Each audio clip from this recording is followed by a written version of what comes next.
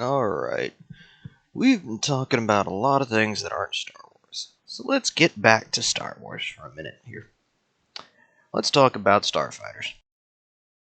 So, first and foremost, what is a Starfighter? Starfighters are typically known as single-seat, single-pilot, small craft designed for basically deployed operations. What that means is that a starfighter is not typically going to operate on its own out in the middle of nowhere. You're not taking it from one end of the galaxy to the next. I am aware of The Mandalorian. That is not the typical role of a starfighter. Normally, he would be taking a gunship around.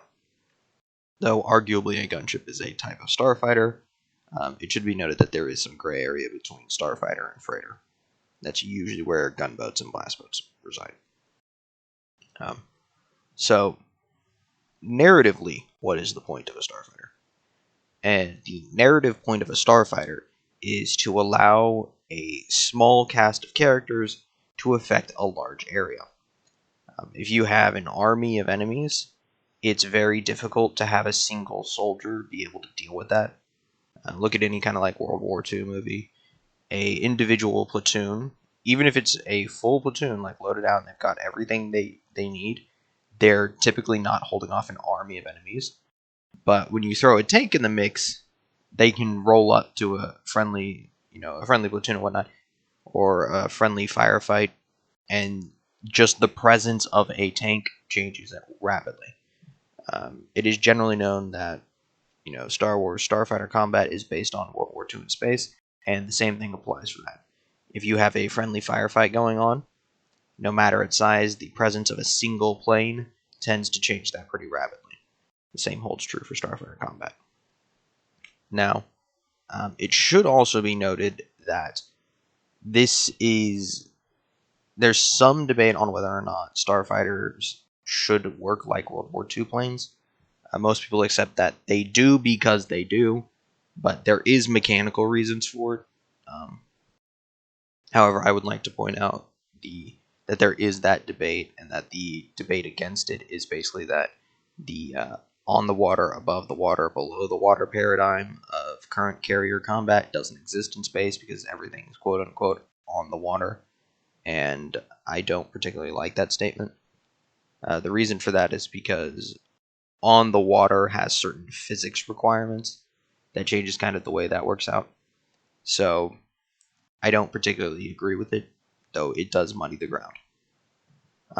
Overall, the primary benefits of having starfighters is that they're very flashy, they do great with explosions, you can render a great deal of them without having to have some, problems with the CGI, basically, or practical effects, The hardest thing to render in a movie to get right is a person.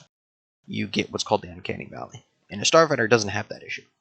So, easy to get bigger numbers with them, but when you want the story to focus on a couple of people, you just tunnel that down to starfighters, you bring in 2 squadrons of it, and you can get a lot of tense action, you get it moving very rapidly, you get a lot of explosions, bright lights, there's good contrast there, and you don't have to worry about, set pieces or faces or whatnot. You can move things around just a lot like that. It resonates very well with, in particular, mostly men. And that's not to say women can't enjoy it. That's just how things work out. It's typically men enjoy Starfighter combat. It's an easy draw. It's just like Transformers. Transformers is, you go in, there's a ton of explosions, there's a bunch of vehicles, everything happens. Has a specific draw to a specific group. Everybody knows it. No one's thinking like Transformers' main audience is women. Like that. Starfighter combat, main audience is men.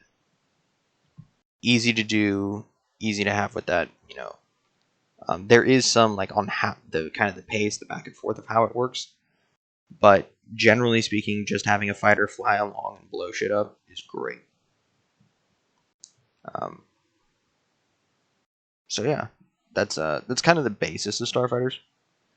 In order to go deeper into them, I'm going to need kind of more of a full series. I do have a beef with a particular one that is modeled after the B-52. I don't very much like it. It's not a good vehicle in my opinion.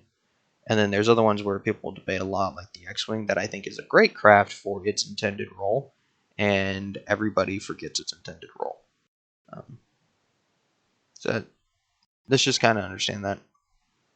And we'll get into that more in a series pretty soon because this is something I like to talk about.